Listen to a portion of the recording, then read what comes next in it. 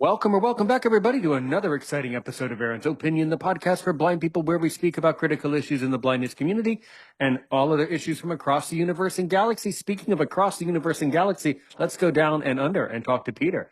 Peter Archer, Beyond Vision, joins us now from Australia. First of all, we definitely have to give you a nice g'day and say a very good morning over there. Very good morning, Saturday morning over there, all the way down there. So what I want to know, and given your Facebook name, Peter Archer Beyond Vision, I basically have two questions, and then I'm going to sit back and listen to you talk for how really good hour, I guess, for however long you want to talk. And I will, of course, interject and ask questions to help guide the story and to help you to tell your story.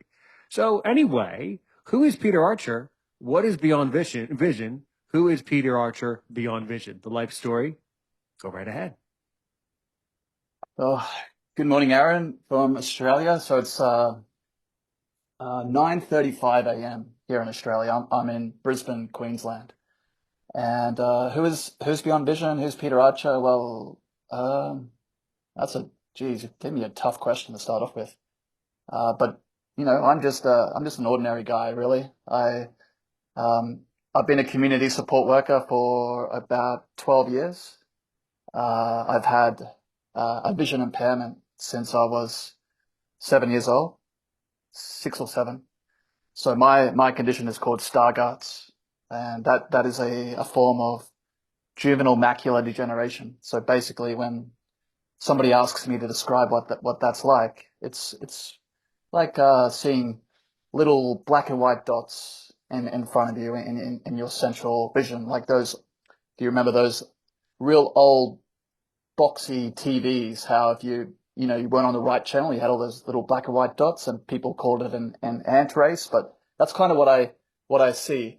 But beneath that, I can actually make out you know whatever I'm looking at. So if I'm looking at you, I can see that you've got glasses on. I can see that you've got dark hair. Uh, you know, is sporting a pretty cool beard there. It's looking pretty good. But I can't make out your eyes so much. Well, I have a magnifier on at the moment, so I can see it a bit better. But if we were face to face, I wouldn't be able to make out your eyes. If there was small writing in front of me, wouldn't be able to read that without a magnifier. So, yeah, I first noticed that when I was about 6 or 7. But I've been thinking more recently that because I always say that I could read a book one day and then I couldn't read the next day.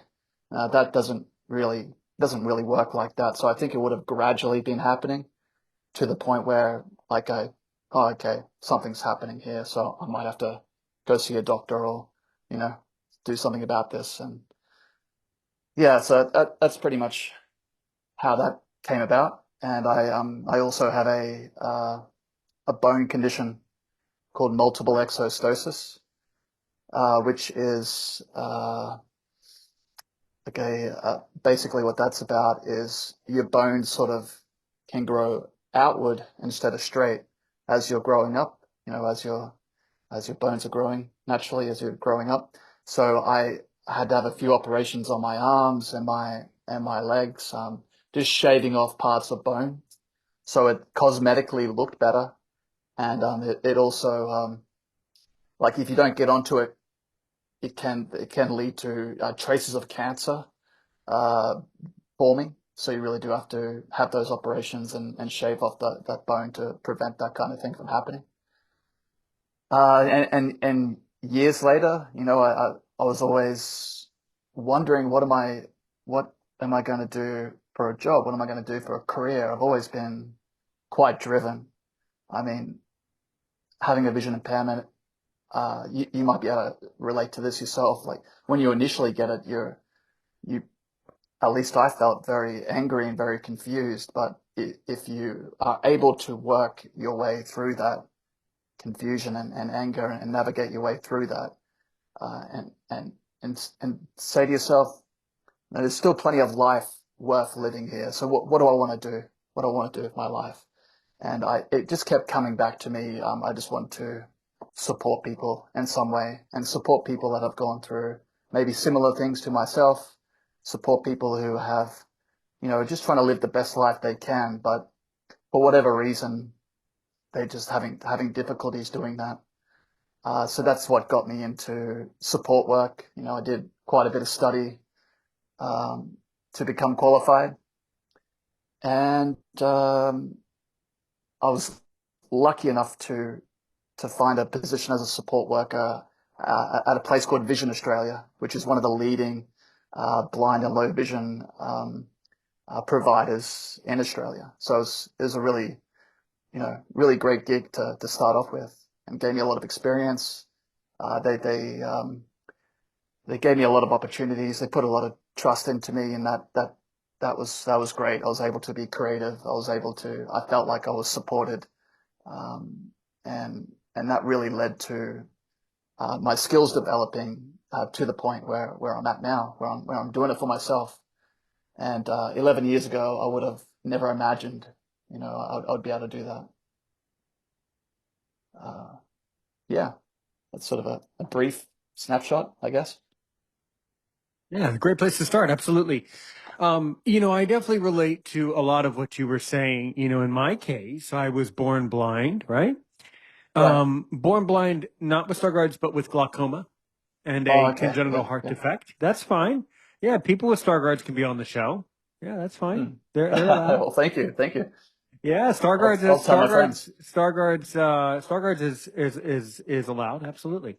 But I think, I know, in fact, that I also have a congenital heart defect, Yeah, and some other health issues. And you just, your story really brings back a lot of memories from my own childhood. I'm 33. I believe you're a little older than me. Um, or at least I forget how old you are, but I remember that in the 90s. 38. Right, yeah, indeed. I, Mm. I remember in the 90s how, well, I was born in 91. So I do remember how when you would click the old TVs, even in the States, up over where I am here in America, we would still get some of those channels with the little, chasing ants or the little, Yeah, yeah, yeah, yeah, static yeah, channels, until yeah. the TVs became digitalized, and then that became less of a deal. But I do recall that indeed. And Mm. you're very right. Many blind people suffer other health issues in coordination with the blindness. It seems to me, and now that I'm in my 30s, I notice it more. But it seems like many blind people deal with other health issues, which is what we are as people. We all deal with health issues. Mm. I hadn't specifically heard of that specific bone situation, but that sounds serious, and I'm glad that got worked out. What can you tell us about now growing up in Australia, another great nation to grow up in, certainly? I've spoken with a few people over the years from Australia. So, what can you tell us though about growing up as a boy in Australia with blindness, the schools, the accommodation? Like, what part of Australia are you from? What are some really experiences that really stand out to you about just speaking about growing up and coming of age and things? Yeah, I completely agree. I mean, I've spent a bit of time in the States, and I love the States. I spent a bit of time in the deep South with my wife, and very, very kind, very generous people. But in Australia, I feel like it's a safe, very safe and supportive country as far as having a vision impairment and maybe other disabilities as well. I'm sure, because we have a lot of things in place. We have the blind pension. We have half price cabs, so it's called a TSS card. So we get half price to a certain point. We have free bus, free ferries. We have this thing called a companion card. So you can get your carer or your partner to come along to events with you, whether it be like a concert, a play. It's covered by a whole bunch of different things, and your partner or your carer gets to come in for free. So that's a great one. You get the pension card, which gives you a lot of discounts and things like that. Uh, Growing up though, having a vision impairment, and uh, I was going to a school where there wasn't really a lot of support.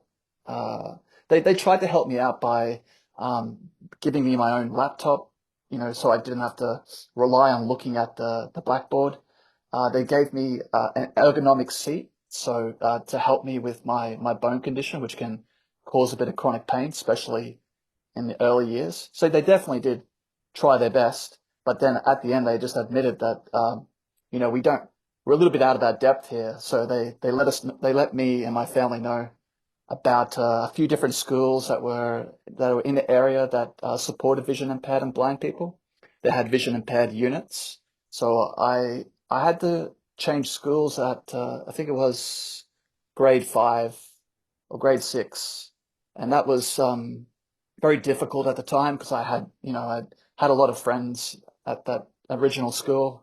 I was very happy there.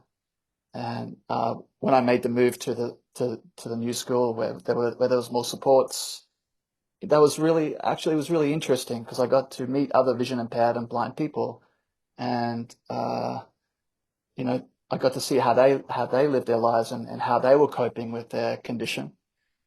Um, and and then I just got that really positive support from the school itself. So they would enlarge my work.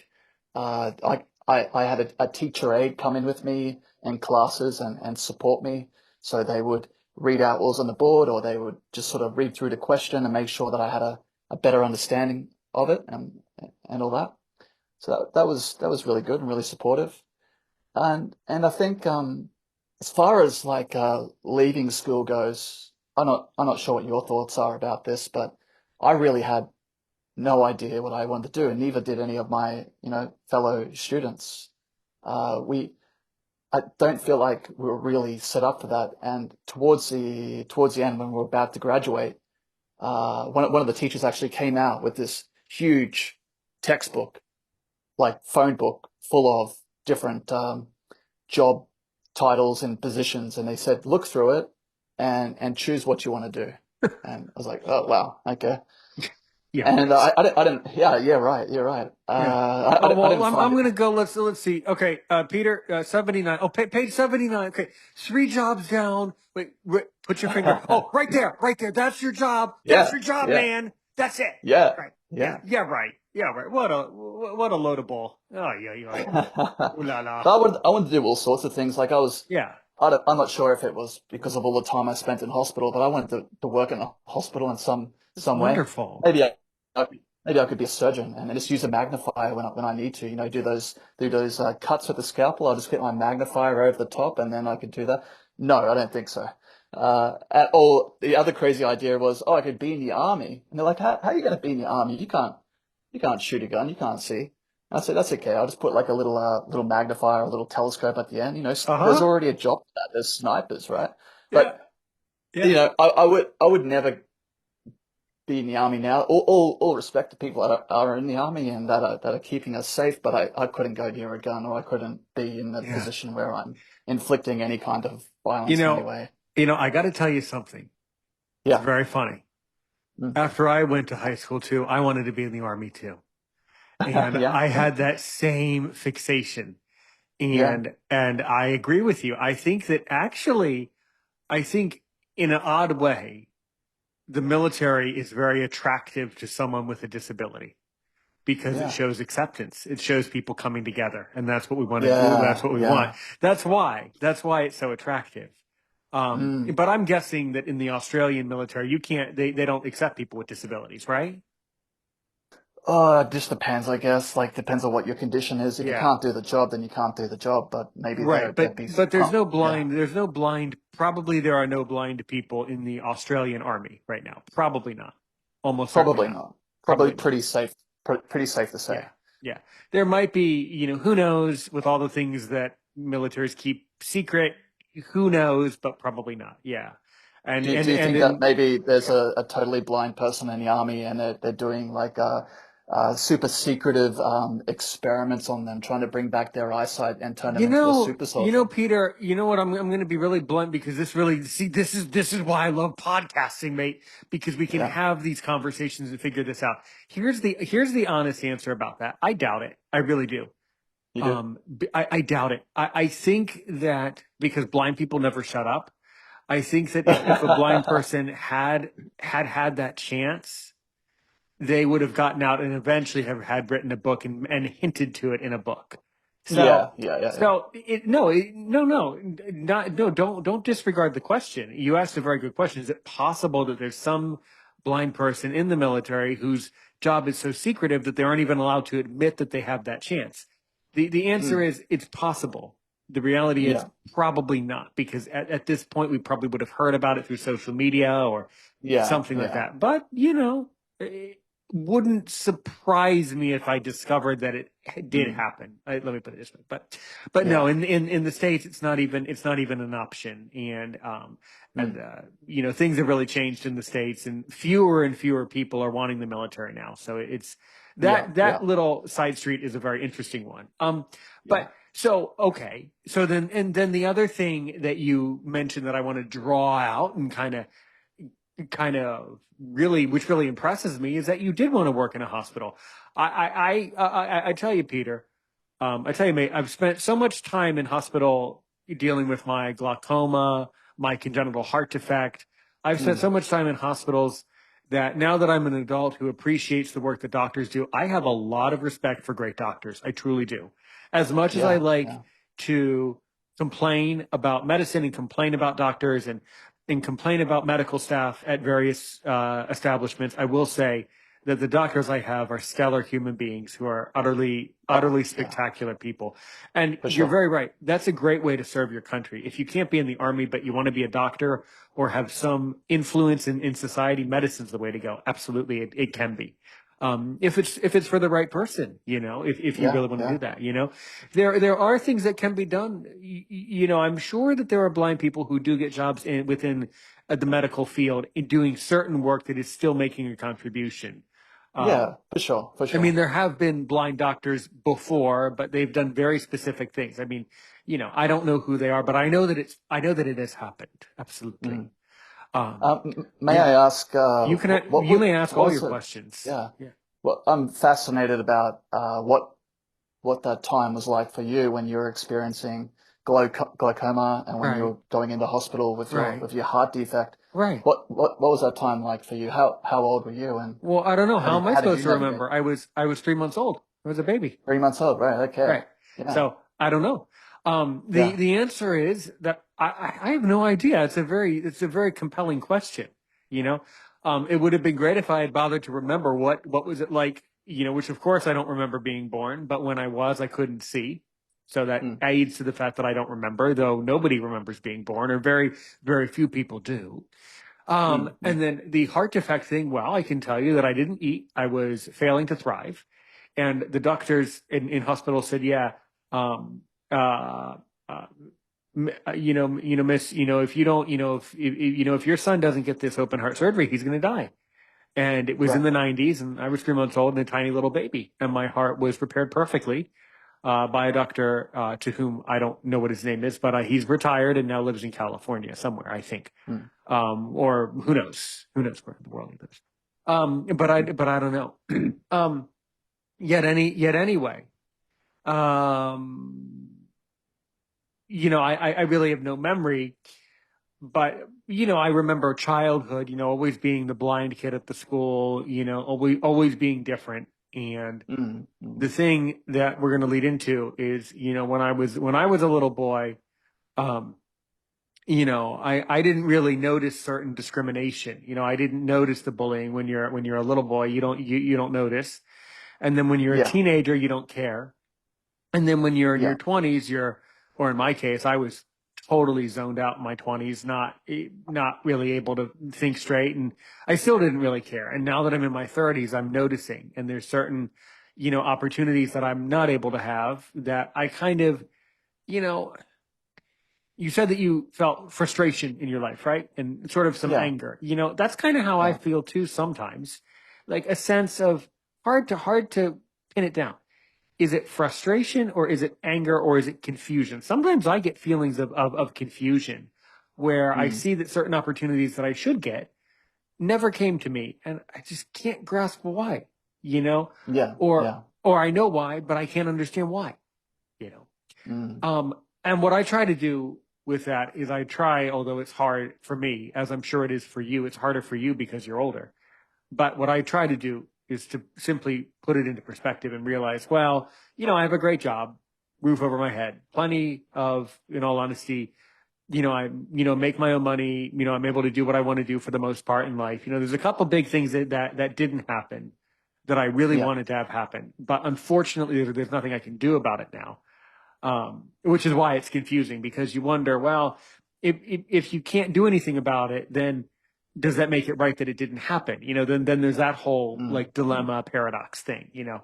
I was speaking with, and I'll be really, really frank. I also happen to be a Jewish person, although I'm not Okay. observant. And once there was a particular rabbi who came to Aaron's Opinion. He came to the podcast, and he had a huge personality. And Yeah. we kind of talked about the army stuff and certain things that I had always wanted to do. And so I asked him, I'm paraphrasing myself, I'm kind of interrupting myself and Mm. paraphrasing my own idea, which was, I basically asked, so Rabbi, when you look at our spiritual journey, what do we need to understand? If something doesn't happen, why is it that things don't happen that we want to have happen? And the answer he gave, for whatever the truth of this is, and I still don't quite, in my heart, in my personality, I'm still confused by this. Mm. He says to me, he says, Aron, before you were born, before you incarnated, came into existence and were birthed, your soul had a specific path. And for your Mm. soul to be here, for you to be Aaron's Opinion, you had to agree that there were certain things that would happen in your life and other things that would never happen in your life. Oh, wow. And this is kind of cool. Now, Yeah. Yeah. now, Peter, I'm not telling you. I just want to be overly clear with you. I'm not saying that this is the truth. I'm just repeating what someone else said, and I still don't know what the truth is. Oh, no. And so he Go says, for it. I'm and very interested by this. Yeah. it's actually kind of frustrating and kind of cool. And he said, so look, he said, your soul, every soul on planet Earth apparently has a mission. And for us to achieve our mission, we have to accept that there are things that we will always do and things we will never do. And I said, Mm. and I said, so you're saying that before I was born, I basically agreed that Aaron's Opinion would want to be in the army and his parents would say no and he'd be angry for 12 years? And the answer was yes. So apparently, as boggling as this is, there are just certain things that will never happen. And for us Mm. to serve our mission, for us to, for our soul and spirit, for whatever to what you ever believe, Peter. But Mm-hmm. apparently, our soul has a journey, and for us to embark upon the journey, we have to overcome obstacles. Oftentimes, younger people, especially, but anyone would ask me, Aaron, why is life so hard? I say, so it is meaning. Because if life was easy, right? If we lived forever, if we didn't have to work hard, if the whole world revolved around the dollar, right? You have Yeah. Aussie dollars, Yeah. Australian dollars, I have US dollars. Mm-hmm. But let's Mm. say, if the world revolves around dollars, nobody had to work. If we lived forever, then our lives would be meaningless. So the fact that we have these days where these shitty days where we feel, ooh la la, ugh, you know, those types of days, those days are important because those days are part of the picture of our soul. That's part of the path. Then Mm-hmm. we have other days where we go out to the bar with our mates and have a nice beer and some nice steak frites. Hey mate, how are you? Good to see you. Hey, let's have a great time, right? Let's drink some vin rouge.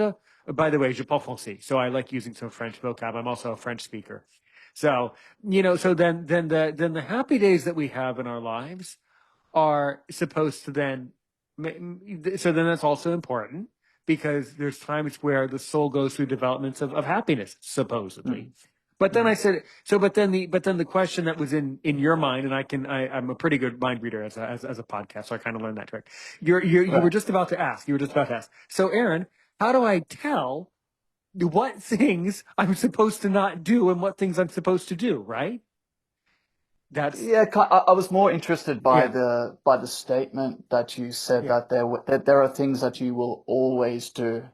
Like that yeah. that's a really interesting It statement because is. that kind of suggests that if that it's almost like fate, right? That there's going to be To whatever some I'm going to say extent, to you now is was predestined. This is what I'm going to say to you. to some degree, to Yeah, some stretch of the imagination, indeed. So yeah, to bring it all back into perspective, I haven't decided what I think about that statement about certain things are presets. There's presets in life, and that there's just certain opportunities that we're never going to get, and certain things that we're going to have. And the overwhelming fact is that if we weren't blind people, we wouldn't be having this great conversation, right? That's an example, right? This conversation is a gift, right? It's a gift to mm, you, right? But look, 50 years from now, some kid will like pull up something and say, "Oh, hey, what's this thing from 50 years ago called podcast? Oh, let's learn from those people," right? We are yeah, creating a permanent testament here. hmm So the overarching comment that I can make to you is I totally feel for you and understand that there's things that anger you and frustrate you and confuse you. But the only thing I can say is there's there's nothing you can do about that except for the fact that you need to accept that you're going to have good days and bad days. And yeah. and I the always look at it. only thing to do is to just try to keep moving forward and figure out the journey Yeah, is yeah. the logic. Yeah. Hmm. Have you ever heard of a guy called Alan Watts? Heard of, not spoken to or with, but vaguely the name rings a bell here. Yeah, so he was a philosopher. He passed away some time ago, and he's got a lot of videos up on YouTube. And a lot of people that are trying, are going through these stages of self exploration, and if they're trying to, overcome depression or whatever uncomfortable feeling that they're going through, this is one of the names that pops up quite often. Alan Watts and another guy called Ram Dass. So they're both philosophers, both have a lot of interesting things to say. But the reason why I bring up Alan Watts is what you were just saying before is he says our feelings and whatever we're experiencing at the time, everything is comes in ebbs and flows. So if you're feeling one thing right now, whatever it is, that feeling is only going to be momentary, and then another feeling is going to come after that, and another feeling is going to come after that. So for someone like myself, like probably a good 10 to 13 years ago, I was going through quite a lot of depression. I was diagnosed with major depression. When I started thinking of this idea that how I'm feeling now is eventually this is a passing thing. Just don't cling on to it. Just try your best not to cling on to it. Just watch it if you can, and treat yourself with kindness and you know be inquisitive into what's happening, and instead of putting it in that box of this is horrible, why is this happening to me? Don't put it in that box. Be inquisitive about it. What is this actually saying? Is it pointing a finger at something else? Am I needing to show attention towards something else in my life? Really great. Or am I not showing enough attention to myself? So when I started thinking like that, these Yeah. feelings of depression and these feelings of anger, Hmm. they didn't stay around for as long. And they acted more as, giving me information about something else I might not have been paying attention to. So it's sort of just changing Very the dial. wise. Very, very wise indeed. And it's the type of thing that I've been told too, is another way to say it, you gotta put it in perspective and realize Hmm that most of our problems, that the vast majority of our problems that we face each day are in the greater scheme of things compared to how it was 1,000 years ago. The problems we have today are a joke, Yeah, compared to how yeah, bad it was in the medieval era. And, there were some miserable years. One of my favorite things to do is like talk about history and like paleo anthropology. Like I'm into that ancient history stuff, and I've right. learned a great deal of the medieval era. Mm. And the medieval era would have been a great era to not be born into. Yeah. And it What's was the bad reason for for that? everybody. Yeah. Yeah. Hmm. What are some of the things that stand out for you with that particular period? Like what are the things that Well, interest you most about it? the overarching problem that the medieval era had, and we're talking, guys, let's kind of loop it together. Basically, the years. I'm making a sweeping generalization. Let's go They're the with best. 492 to 1492. Okay, Okay, I'm so there. 492 all the way up until Christopher Columbus sailed the ocean blue. Okay, up until that Hmm point. that 1,000 year period, that was a absolutely, for most people, even the king, even the leaders of society, it was an absolutely miserable time. They would say that life is short, brutish, and nasty. And that the chance of, number one, first thing that would happen is most of you would die as a child. You wouldn't be able to become an adult. Yeah. And Yeah. if you did become an adult, you couldn't pick your job. Your job was determined by your social rank and your Mm. hierarchy within the society. And the answer is that if you were a relatively well off person, you were relatively well off, except for all the problems. There was disease. You Yeah. had to take care of your land. You had to take care of your serfs. You had to take care of the people who worked with you.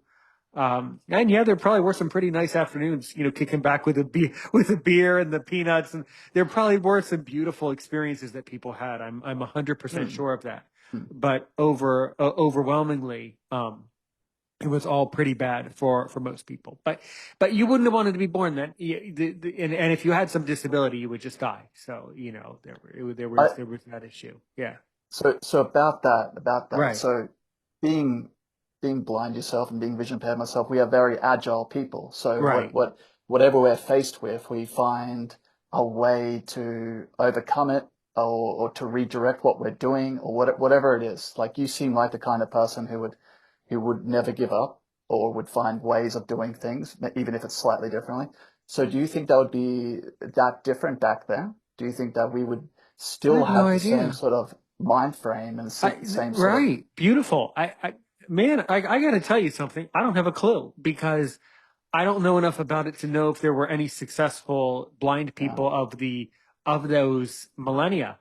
The answer is I'm sure that you have sparked my interest now, That's and another I will. podcast.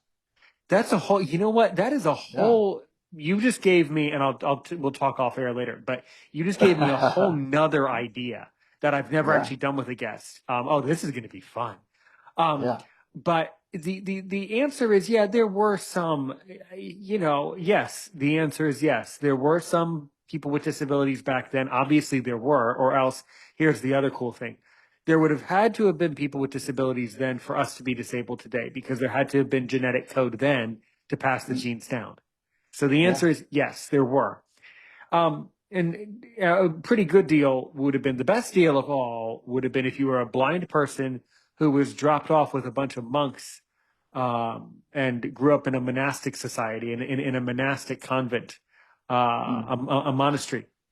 That would have been a relatively good thing because you probably would have survived Yeah. or you would have made it into your teens or 20s rather than your seven, eight, nine. Um, That would have but been a sweet deal, I think. And let's not say let's not be that generous. That would have been less but bad. That would have been less it, worse. Yeah. as a blind person, it's Hmm. also the quietest environment to live in as well. So you're not living in a busy city, you're living in that Yeah. much. I don't. Sheesh. Sheesh. Ooh la la. I haven't really connected with well, in my professional life, I've only spoken to one or two monks. I really, I got to tell you, I've never actually sat down with a monk and spoken. Yeah. But it is a fascinating lifestyle. I do agree with you. It is actually very attractive in a lot of ways. But no, I have no idea, but the fact that you have the courage to ask that question, not to worry. And I'm giving a bit of that I'm giving you a hint here about something. We'll come back to that. Yeah. Yeah. But the answer is I don't know, but I am deeply fascinated. I do know what we do know is that actually, although ancient Rome and ancient Greece were a lot longer ago than the medieval era, the quality of life in Rome was a lot better than the medieval days. And so, Yeah. if Right. you were going Right. to be born with Stargards, but of course, they didn't know what that was back then. But who knows? There probably was somebody who was trying to figure it out back then. It wouldn't surprise me. And Um, who knows how yeah. when these conditions actually came about? Like, was Well, there a Stargards 1,000 years ago or longer, you or know, is that something that sort of we're gonna evolved look. through You our know what you're genetics? doing. So you know what you're doing such an amazing job. this is not going to be a one-shot deal with you. This is going to be a part 2 and a part 3 with Peter Archer Beyond Vision.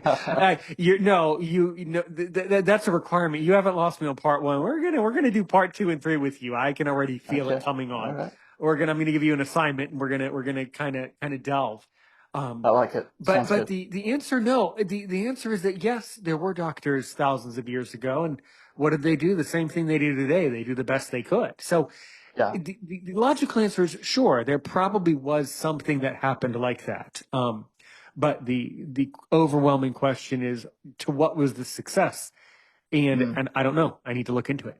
The Mm. answer is, I'm sure that there was a doctor who pulled off a something of that generation. Mm. Or else we wouldn't have doctors today to be able to pull off what they do. So the answer I is, meant, yeah, I yeah, meant, sorry to interrupt, but I meant like the conditions that we have, like yeah.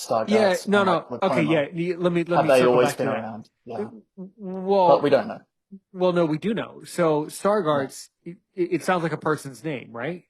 It is. I think it's named after, yeah, the guy who found it, Well, whenever that was. I think we just answered that. So until that guy was Yeah. born, they didn't call it that. Yeah. It was just something that wasn't Right. documented or, Right. yeah. Well, let, let me delve. We'll do a research project. The answer is I don't actually know. Yeah. I'm serious. We will. We're going to. The Okay. answer is I don't know. I do know that doctors have always been aware of blindness, someone whose Mm. eyes don't work. The Mm. question remains throughout most of history.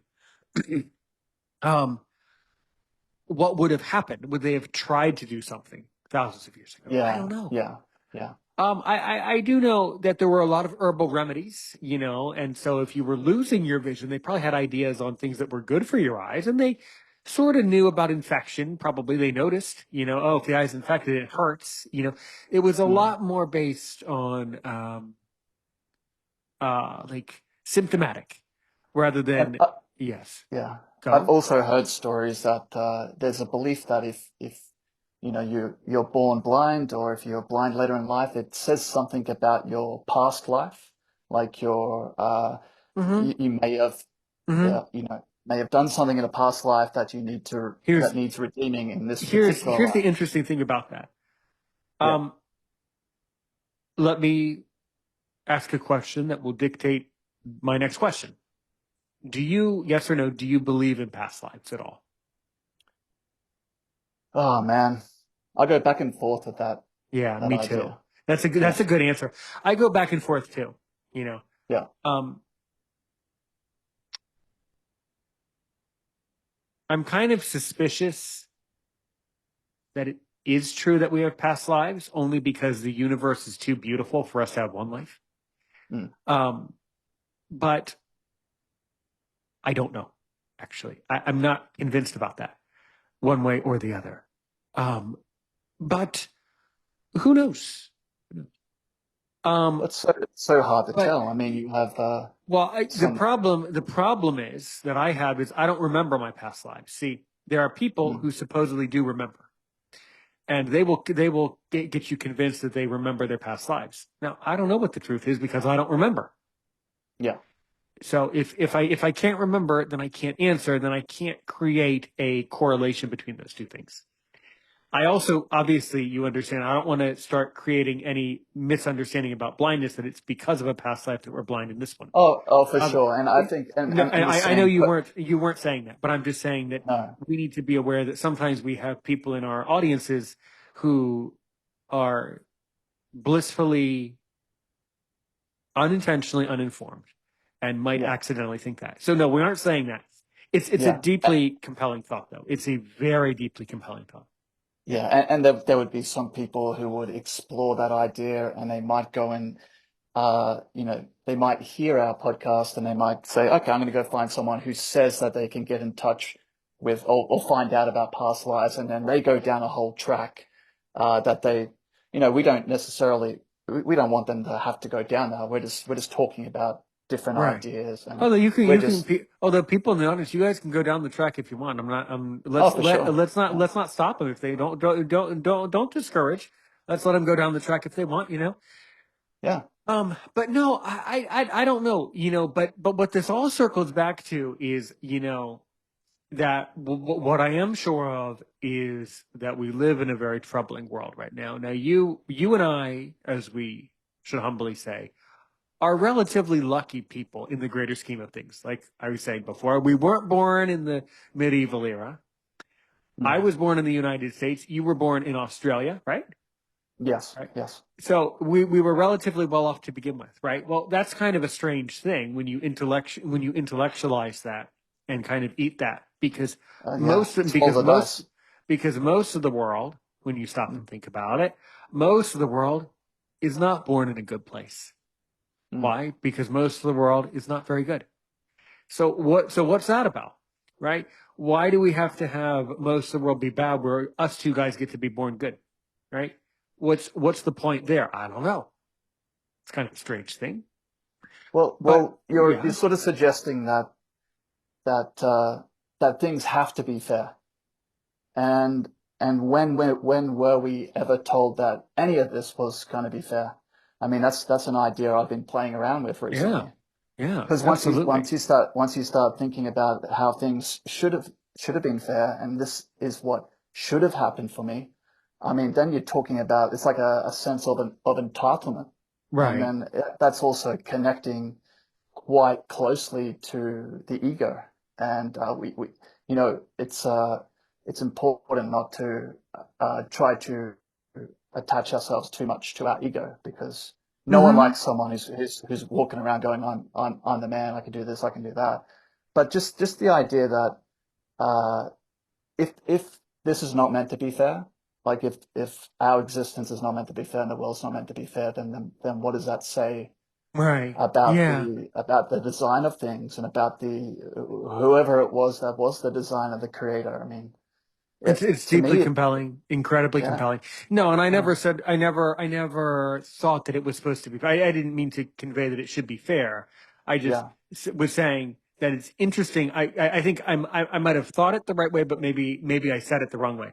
I think what I mm, meant to say was it's interesting how, okay. Oh, I know what, okay. I reversed the words. My brain thought of the words and they came out of my mouth in the wrong order. Okay. What I meant was it is yeah, interesting how unfair the world is what I meant to say. yeah, Right. yeah. And I Yeah. wasn't having to go at you or anything. I was No, no, just like no, no. Maybe I raising. did. Maybe I thought that I said that, and then I said. Sometimes my crazy mind does that, where we when I think one thing, and then by the time the words get down to my mouth part, it's like it translates it to something, because I'm a Yeah, yeah, yeah, bilingual guy, so my brain is kind of all over yeah, the place anyway. yeah. Okay. Of course, my brain was always kind of all over the place before I became bilingual. So,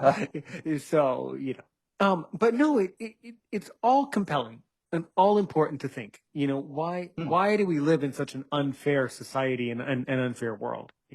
But what's overwhelmingly obvious is that our world overall has many problems.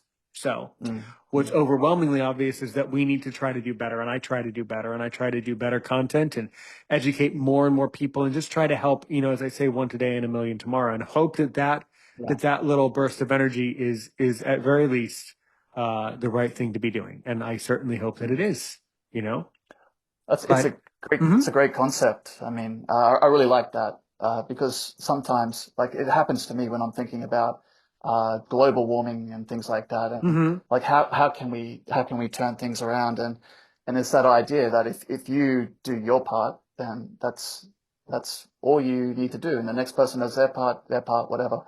And when we're talking about trying to be the best person that we can, then by doing your part every day, you're just trying to be nice to people. You're just trying to take a moment before you say anything, just in case. You're watching your tone of voice, you're watching what you're mhm, going to say to this person, and that's your part done. I right, like that idea. yeah. Yeah. So after all this frustration, so okay, so after we got out of the philosophy classroom for a second, that was a wonderful jaunt down philosophy, and we will definitely revisit that in part two and part three with you. But so then, okay, you decided to be a support worker. Now, Yes. in America, this is not really a thing. Okay. So these cards that you say that you can have, for a companion card and 50% off in the cabs, that's unheard of in the United States. So why don't you walk through the ins and outs of Australian society, right?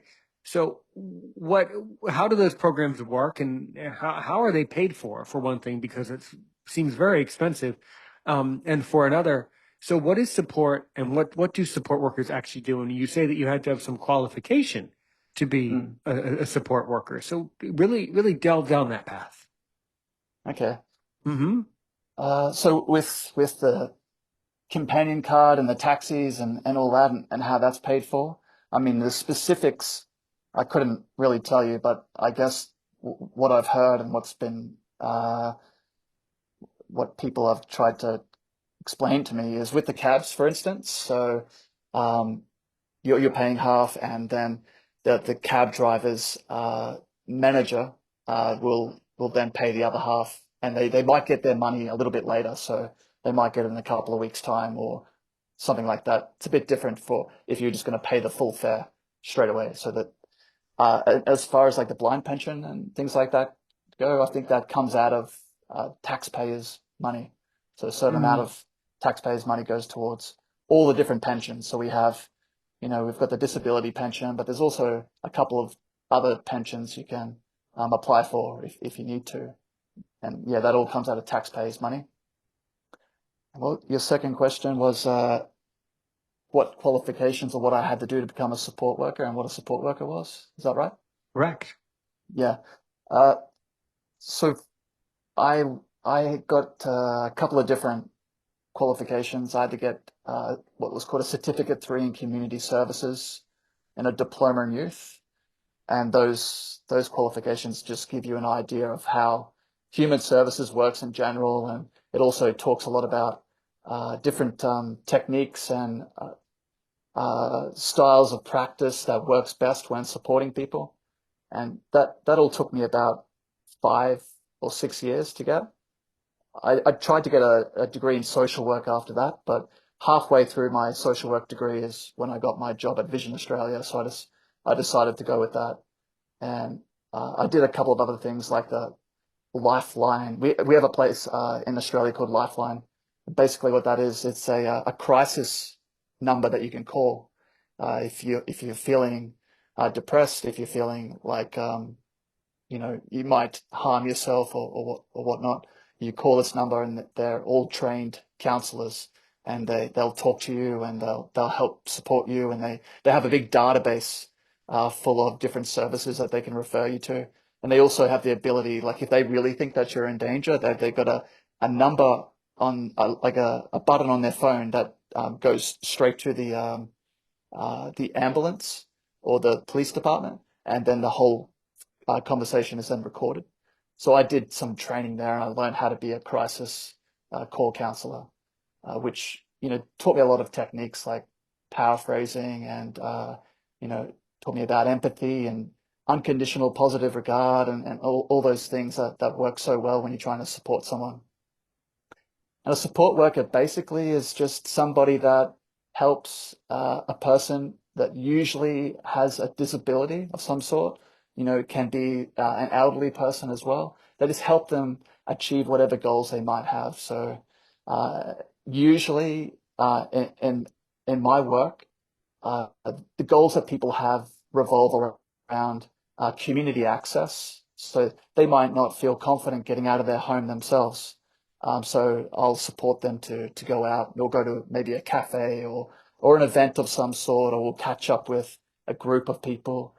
And that's one type of support. The other type is they just need help doing daily things like going to doctor's appointments or doing grocery shopping or just mentorship or companionship, just being around someone, because it's such an isolating life at times, having a disability. And being vision impaired and blind can be isolating if at times. If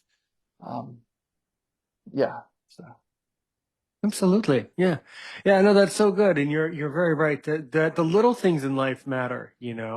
So, if people can meet up for a coffee and cheer someone up or help them have a better day, that's a huge thing to do. It's a small yeah, thing, but it's the right thing to do. And that's mm, one of the things I try to do, is try to find ways of doing that. I wish that we had more of that here in the States. We really don't. There's not really organizations. Unfortunately, I'll tell you that I'm a member of my Lions Club, and we were saying how, membership is going down. People are not volunteering anymore. People in the States have really just kind of gone into their shell and have just kind of shut down. And Mm. it's a major issue now, and it will Mm. definitely affect things, in the United States for sure. So yeah. What do you think the cause of that is? I think the cause of it is that ever since technology came into our society, and ever since various advancements within technology, whatever they are, whatever apps we're talking about, I think that has really thrown people off. Society was progressing very, very nicely, or to put it in another way, we were doing fine before social media, came in and kind of uprooted our life, you know. Right. Um, and there are so many benefits of social media. It's wonderful. I love it. We use it every day at Aaron's Opinion. If we didn't have social media, I never would have connected with a Peter Archer. I never would have known that you exist, right? So Mm. for that, it's a blessing, but then it's a curse because it all kind of isolates us in a intellectual way and in a reality, in a realistic way. So the answer is social media good or bad? I don't know Yeah. It's a because bit of a paradox in that way, isn't it? It's yeah, connecting people and isolating them at the same time. I can't tell if it's good or bad. And Yeah. now what I use social media for is to educate people and to give people more knowledge, which is great because you can take knowledge, at home, if you're just having a beer, having a coffee, at the kitchen table, you can listen to this stuff and learn from us. And I hope you would Mm. to the audience is who I'm talking to there. But Yeah. Yeah. but Yeah. but then but then again, so I don't know. Am I just contributing to someone's isolation? Am I actually hurting someone by giving them something to listen to at home so they don't have to go out and have coffee? Who knows? It's weird. I can't tell. I don't Yeah. know. Do you Yeah. do you have a better answer or do you have a similar answer or a different answer? Oh, I I think we're going to look back at this time and say to ourselves that we should have put some boundaries up or some parameters around the use of social media and technology. Like you said, there's definitely a place for it, and it really has helped with a lot of different things. But when it gets to the point, like I catch a lot of public transport and I hop on the bus and just everybody's got the phone up on their face and they're just, they're not really there. They're not really in the moment. I mean, it's really weird. And I think that we're gonna look back on this and say we maybe should have just allowed ourselves to use it for these reasons or given, only certain times that you can use it throughout the day, something like that. Just anything Yeah. because, uh, yeah, I'm not liking what I see when it comes to that sort Well, of thing. here's the thing. There's certain things that I love, like being able to build the podcast community that I have, right? I wouldn't Mm. have been able to build this for you and everyone else if we didn't have the Yeah, social media software. So yeah, that part I love, yeah, but you're right. So I don't know. Who knows? It's a yeah. very It confusing thing. good and I think bad again. Yeah, I think the other thing that started to become a fascination, and certainly with the advent of WhatsApp, it became even more noticeable, is that you can have relationships and friendships with people all over the world now, you yeah, know? And yeah. that used to be something that would have been unheard of when I was a little boy. Mm. When I was a little boy in the 90s, we do have some relatives who lived overseas at one point, or we've had some contact, but in the 90s, you would hear from them once a year, or they would call Yeah, once a yeah. year and it would be a big deal. Oh, so and so called. Oh my God, really? And people would want to know, and it would be a big deal. It was a big deal in the United States, and it was a big deal when Skype came out in like the early 2000s. I want Mm. to say 2003, something around there. And that was a huge deal for people. So Yeah, yeah. yeah. Very exciting. Yeah. So I think that's part of the problem is that we've figured out that if you're American, if you're in the States and it's the middle of the night and you want to go bother somebody or tell someone a joke and all your friends are asleep, well, go call Peter. He's in Australia. He's wide awake. Go bother him, you know? And I think that started to fixate people. And then when WhatsApp came around, you can build community through that software and get people to call you from all over the world. So I think people kind of got addicted to that. I think people got their adrenaline Yeah, from like they got their dopamine yeah, from that experience. Is it good or bad? The answer is it's good if you use it for good reasons, and yeah, it's bad yeah. because we're all a little bit too isolated from time to time. But And it so can take yeah, away from important times in your life. Like before I started my business, I never looked on. I wasn't a Facebook person. I never did any social media or anything like that. But right. to start, to get the name out there about my business, I started putting up videos and all these different things, uh, audio content for my vision impaired and blind friends on Facebook. And I noticed that I kept looking at my phone saying, "Oh, does anybody put a like on that? Has anyone commented? Does anyone like?" And it was taking away from my family time. Like I have a 3.5-year-old son, and Oh, these are congratulations! So good. thank you.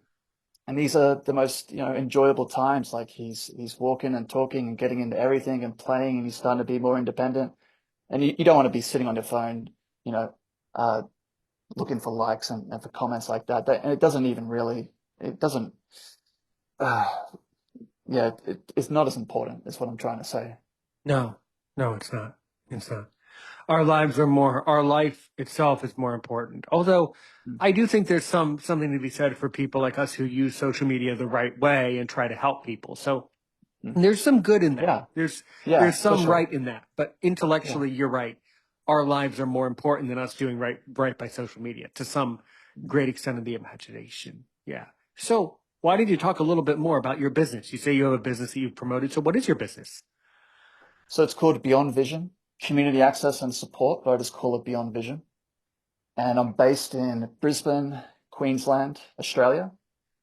And I do a couple of different things within my business. So as we were talking about before, I do the individual support. So whatever that particular person needs assistance with in their lives, or if they want to get out in the community or go to an event or be a part of an activity, I'll research all that. I'll run ideas past the person I'm supporting. I'll try to build a rapport with that person and just so I can kind of know what they're interested in for anything that comes up in the future. I also have a home cooked meal delivery service. So I cook meals either from my house and I send them out to my client's home, which could involve a catch up, like have a coffee and just hang out. Or I can cook the meals from my client's home and turn it more into a cooking activity because I used to run a cooking class at Vision Australia for about 9 years, built up a few techniques and I have a whole list of recipes. So that's an option as well. And I've just started promoting my Beyond Vision interactive themed Zoom groups. So we cover different topics like trivia. We have a spelling bee, a hangout, a book club, a podcast, a comedy hour.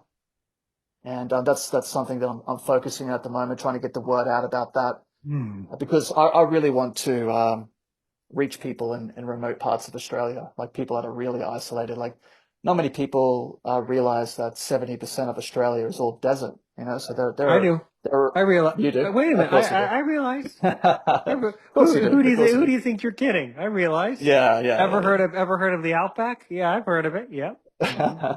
Yeah, mate.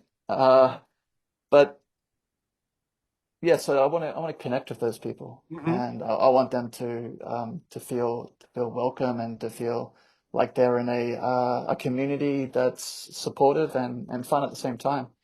And maybe one day I'll go international. So we'll see. Well, you are. Yeah.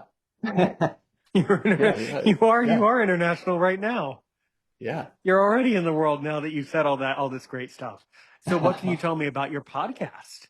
I can't believe you didn't mention it. We got to make sure Oh, you're because we got to make sure that Aaron's Opinion listeners tune in and download your podcast. We're going to make sure that happens. Tell us. it's not my podcast. It's we choose a podcast to listen to together. So we could Ah, choose Aaron's opinion. and we all sit down and we listen to an episode, and then afterwards we have a chat Oh, about, what our thoughts oh, were, things that's like really that. cool. Yeah, That's really yeah, fun. Kind of like book club for podcasting. yeah, That's exactly. super cool, man. Super, super cool.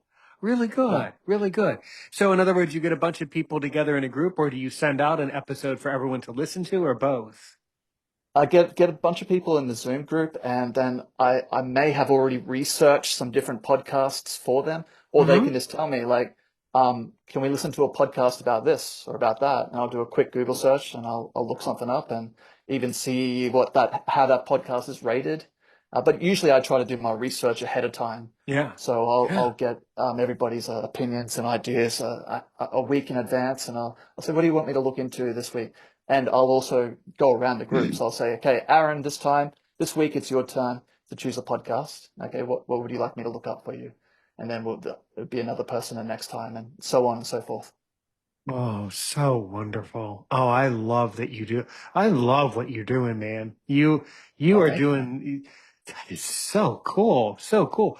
Well, what can we do? Well, what can we do? There's no reason to single out Aaron's opinion here. What can we do to make sure that listeners of Aaron's opinion can join your Zoom group? I mean, how do we get your information? Because it's Zoom, man. You can have because I have people like all over the world who are blind like you and I who would love to participate in your organization on Zoom. What do you think about that? Or would you be comfortable with that? How does it all work? Yeah. I I I would really really love that.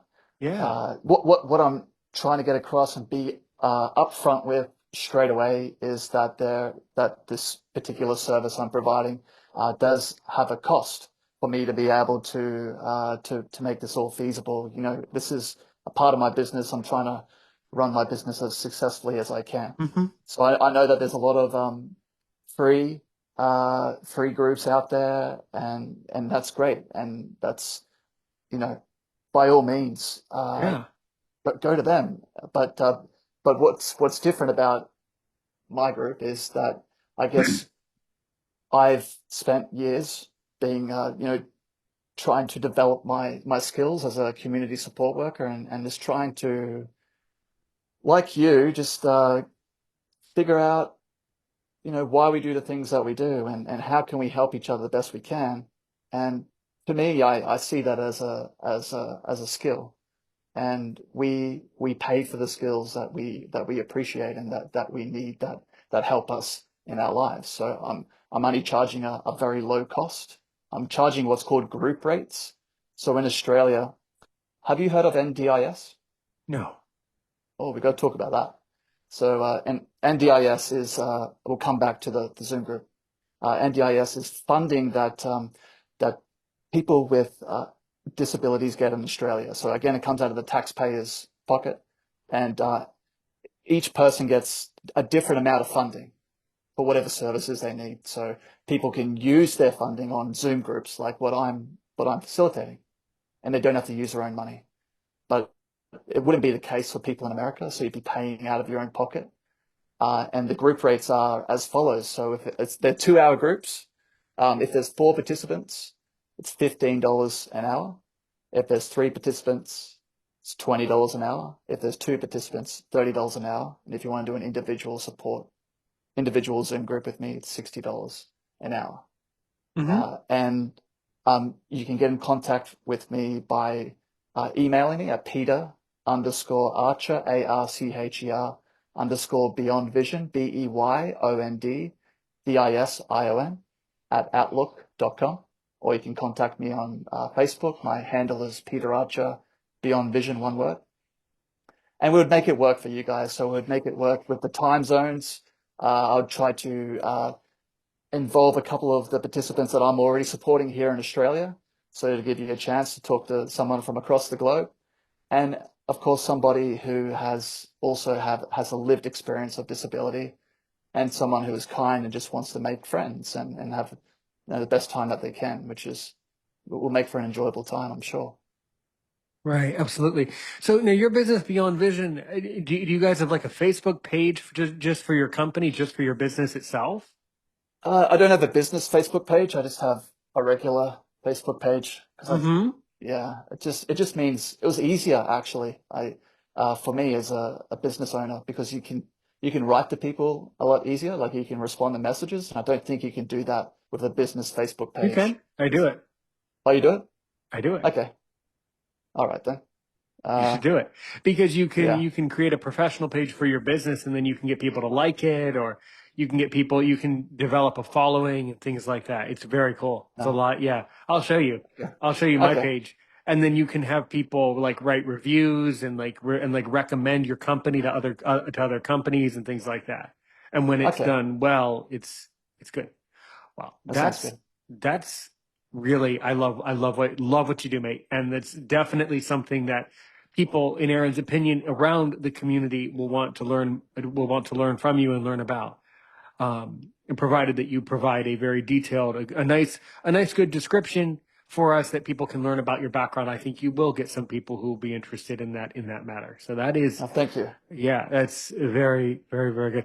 How do you tell what topics to set your Zooms to each time you have a Zoom meet, though? Yeah, that's a good question. I was asking people like, you know, what topic would you be interested in doing? Um, So if you say trivia and someone else says this and someone else says that, I guess I would have separate groups for each one, or I'd have like a blended group where we'd do a little bit of everything.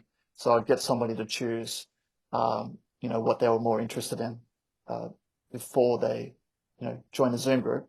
And I'll be honest, I'll say, all right, you want to do a podcast group? We've got, 2 members in that group at the moment. We could go ahead with it. It'll cost you this much, or I could try and rustle up a few more members. We'll make it as cheap as possible for you. So that's sort of how it would go until Hmm. we get the members that we need within that group. Right. That's very good. That's excellent. Yeah, yeah. Um, and what are some things that you like to do when you're not doing all this great stuff? You strike me as someone who does a lot of researching and delving into topics, man. So what else do you like to do when you're not doing all this important work that you do? Oh man, like Hmm. work has been very consuming these last 2 years, which I think anybody could say if they're starting their own business. But when I'm not doing this kind of thing, when I'm not working, I love just going for walks. I live really close to a few different bushwalks. I just love going for bushwalks and trying to clear my head. Just I used to go in there with headphones on and listen to music, and that was really nice. But then I realized that maybe I should just have some quiet time. Just nothing, and you go in there with like like lots of thoughts running through your head. But by the time you've done a circuit, you've walked for an hour or so, your head's clear, and I love that. So Yeah. I try and do that once or twice a week. I love going to the gym. I love like music, movies, spending time with my family and my son. Uh, I'm we're up to the point now with my son where we're just looking for different experiences that he's never had before. Like where can we go this weekend? Like what has he never done before? Okay, let's go to the zoo and let's see koalas and kangaroos, and just seeing the look of amazement on his face and just how much he's getting out of it. I mean, it's great. I'm really enjoying that at the moment. Right. Um, what about yourself? What do you like? Well, I Because spend you're a teacher, right? You teach. yeah, so my whole life is online, either educating people or building out podcast episodes. This is what I do. Yeah, If I'm not, and of course, I'm a bilingual guy, so I geek out about languages all the time. If I'm not doing any of this, I'm listening to other podcasts. yeah, right, So I right. spend an enormous amount of time consuming audio content, Mm, and YouTube videos and scary movies and things like that. I do things like that. So, yeah. What's a good scary movie? there's so many. Yeah, So many I can't even tell you how many. I can't even think of the last one I saw. It's been a while since I've watched them, but I love a good thriller. I love thrillers as far as movies go. So yeah. yeah. I Do you also know? listen Do you to a know? lot of, yeah. Sorry, you go. Oh, do you I'll know say you this one. what? I was going to say, do you know the movie Scream? Yeah. Hmm. I first watched that when I was 11. That's a crazy age to watch that. 11. And there's another horror movie called The Leprechaun. Have you heard of that one? Uh, Vaguely, yeah. Mm-hmm. Yeah, real corny sort of 90s movie, but pretty scary for the Mm-hmm. time. Mm-hmm. Again, Yeah. around that 11 age. Yeah, Mhm. should not have been watching those types of movies at 11. Probably not. Probably not. When did you get into them? When did you get into horror movies? Well, I really got into it a little bit. I mean, when I got into like watching scary stuff on YouTube and then like watching all the weird, creepy videos. I also like paranormal videos and like Oh yeah, mysterious yeah, yeah, videos and missing yeah, 411 and that whole all these mysteries. But yeah, those are the yeah. types of things that I really love to solve. And we have someone here in the Aaron's Opinion family who's a big expert on the 411. He's already been on the show. What He's is the had a 411? I've never heard of it. Sure. 411 is like all the people who disappear at weird places around the world and they're never Yeah, found yeah, and all the yeah. disappearances. So that's a whole nother study. Hmm. Mm, yeah. We had an Australian Prime Minister who completely disappeared. He was out swimming somewhere. It might have been in Western Australia or something like that. I think his name was Harold Holt, maybe someone Holt, maybe, and just completely disappeared. They didn't find a trace of his body or anything. His Hmm. clothes weren't on the shore or anything like that. Just vanished. Hmm. And yeah, just blows your mind how that Yeah. kind of thing can happen. So I'm into those mysteries and things like that. And I do a lot with my community, Hmm. a lot with Nice. my Well, Lions Club and things like that. So that's kind of how I spend my time. But mostly I spend time teaching. And then if I'm not teaching, I'm probably trying to help someone get into podcasting, get into the art form of podcasting and really have yeah, a great yeah, conversation. So this is what I love to do. yeah. Yeah. Well, you have a great way of doing it, I appreciate it. So yeah. Yeah. So I'm also sure, though, as we kind of wrap it up, walk to the end of the episode today, I got to Hmm. tell you, you did an incredible job, as I knew you Thank you. would. And Thank you. don't worry, this isn't your last time here. We're going to do a part two and three. We just have to set it up. No Um, problem. and probably those episodes might, in fact, will be shorter because we'll research one or two topics and kind of have a little bit more of a niche episode where we just do a little shorter episode where we just talk about that one thing for a few minutes. I think that would also be very, very, very interesting. Um, Sounds good. yeah, but so I'm sure you have questions about Aaron Richmond and Aaron's opinion. So really, to make me sweat, to see if I'm worth my salt as a podcaster, what do you really want to ask me? Oh, okay. As a podcast or as Aaron? Either one, either or all of Guess the it's above the or same both. thing. Um, and I just find it absolutely fascinating and interesting just hearing these stories about how you've been supporting your community, how you've been supporting fellow vision impaired and blind people, just anyone in general, because what I love about podcasts the most, and I try to find podcasts that have this type of content, is when people are trying to be positive and promote, you know, be there for each other and promote their community and things like that. When I hear stories like that, I'm all in, and I really walk away from those podcasts feeling, absolutely full of energy and hope. So, can you maybe tell me a story about when you've supported somebody in your community? Are you speaking of a time where maybe I supported someone here in the Aaron's Opinion podcasting community, or just in general in my community where I? Yeah, in general, or in your podcast community, Well, I whatever it like might to be. think, as far as the podcast goes, I like to think that that all of these podcasts we're putting together, all of these episodes that we're putting together are going to help someone in the future.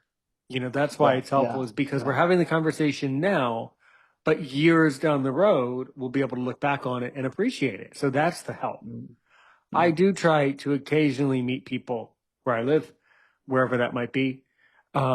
But that's a kind of few and far between. So I think most of my experience is online, you know. Hmm. yeah. Okay. Yeah. I just want to also say to your listeners as well and anyone out there, um, when if you're having a difficult time in your life now, or you're facing any kind of challenges, or you just you know,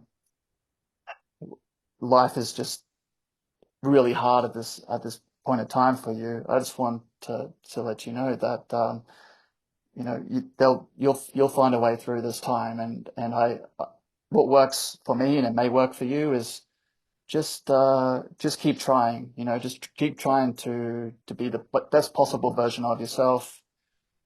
Trying to do whatever you can to support others.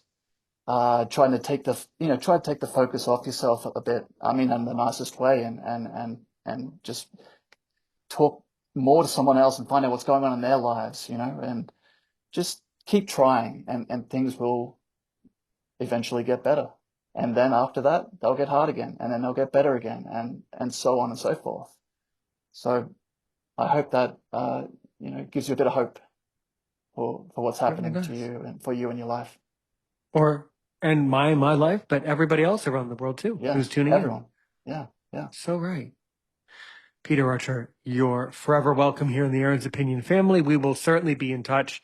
I think that is you did a stunning job, and that's a absolutely beautiful way to end not our last conversation, but only the first of, I promise, I can already tell, of many. And I can tell that you're going to be a great contributor and a great friend here in the Aaron's Opinion community, man. So good to Thanks, have mate. you on. So good to have you on the show. As we say, you already kind of mentioned it too. I usually say, how can they get in touch? And you already mentioned it. So I'll just say, click the link in the description for more information about Peter Archer and Beyond Vision. We wish you a Thank, wonderful, wonderful day down under. And until next time, take care, everybody. We will be back soon. And so, how do I end an episode, Peter? What's my slogan that I say? Go for it.